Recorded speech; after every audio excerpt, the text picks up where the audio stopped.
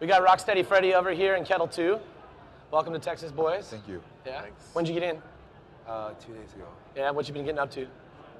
Played a show yesterday, actually. Oh man, I just missed it. The one after Kid Sister. Yeah. How'd it go? It's okay. Yeah. It seemed like there was a lot of people there. Yeah, it was a lot of people. PA died 3 times, but that's okay. No way. In the middle of your set. Yeah. What'd you guys play? Old stuff or new stuff? Both.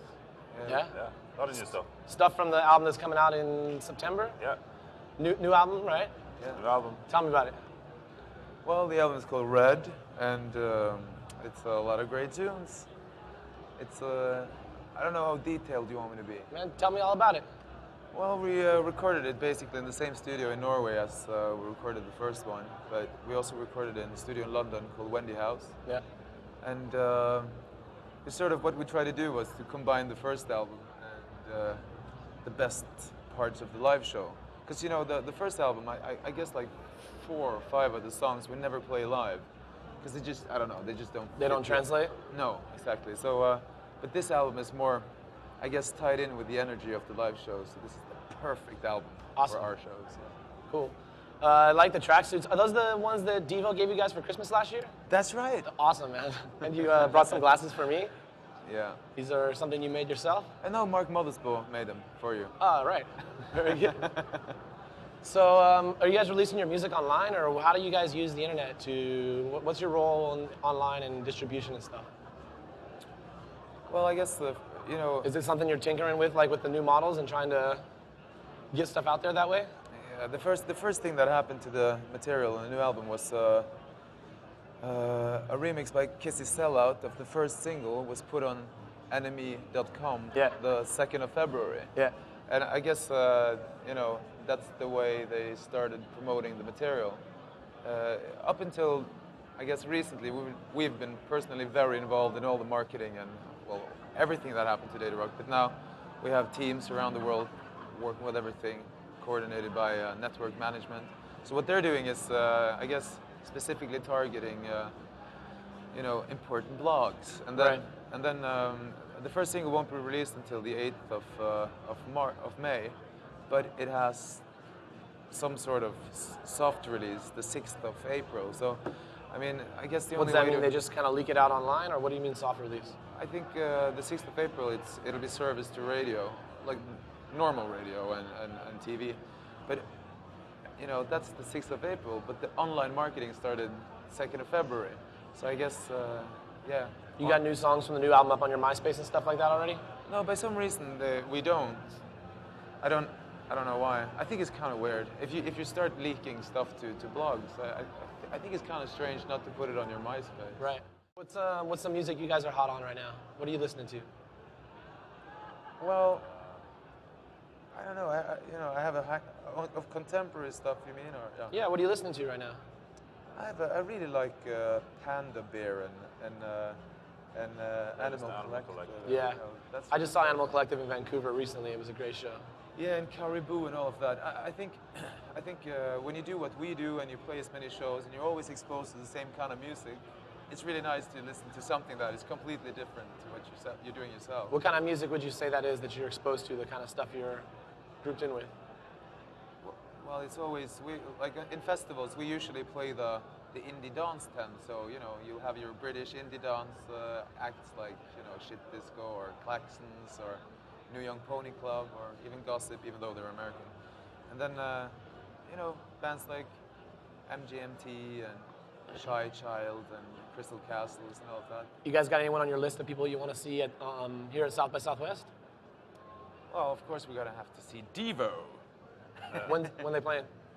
It's Friday. Friday, after us. After you guys? Yeah. Oh, wow. Have you done that before? That must be kind of exciting. I know they're one of your major influences, right? Yeah, absolutely. Yeah, it was funny.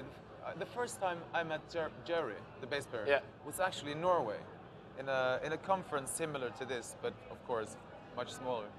But then the second time we met him was in Sao Paulo, because we did a show together at a festival there. And then we started meeting them at Mutaro Musica, their studio in Los Angeles. And last year they actually did 3 remixes for us. Oh wow, that's awesome. Yeah, I know we're supporting them on Friday. And where's that? What venue is that at?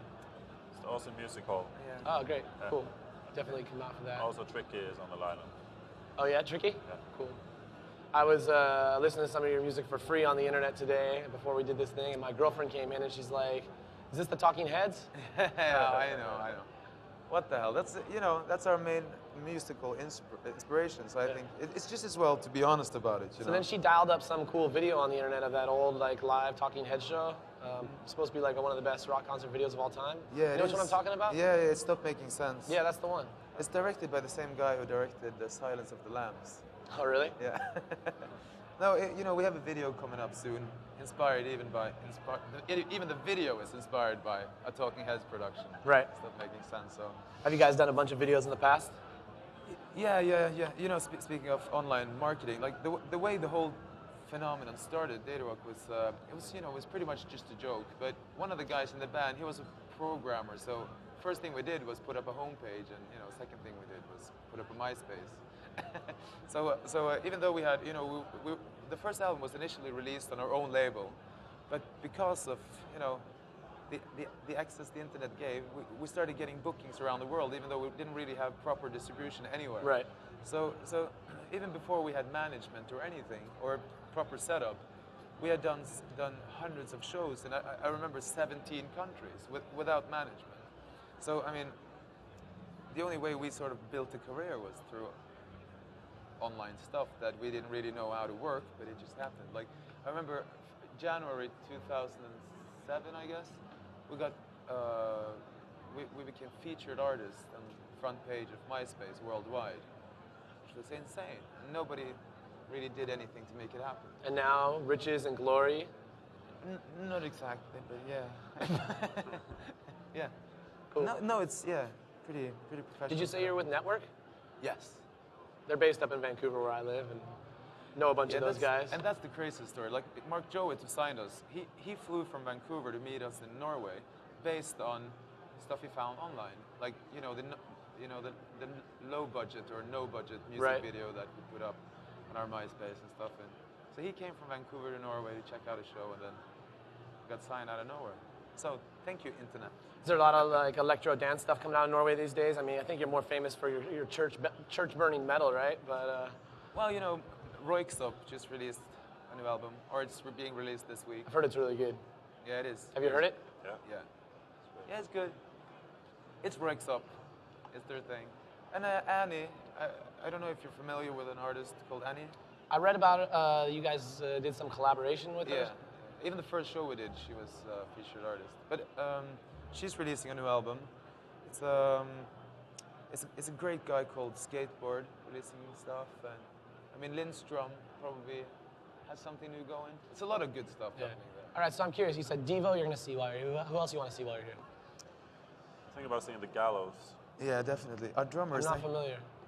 Gallows is a band from the UK. I guess you would call it rock, sort of funded in punk and hardcore. Yeah. And I think our drummer is being tattooed by the singer of Gallows on Saturday. Oh, cool. I got a little tattoo yesterday. Austin, Texas. Oh, wow, Yeah. nice. Huh.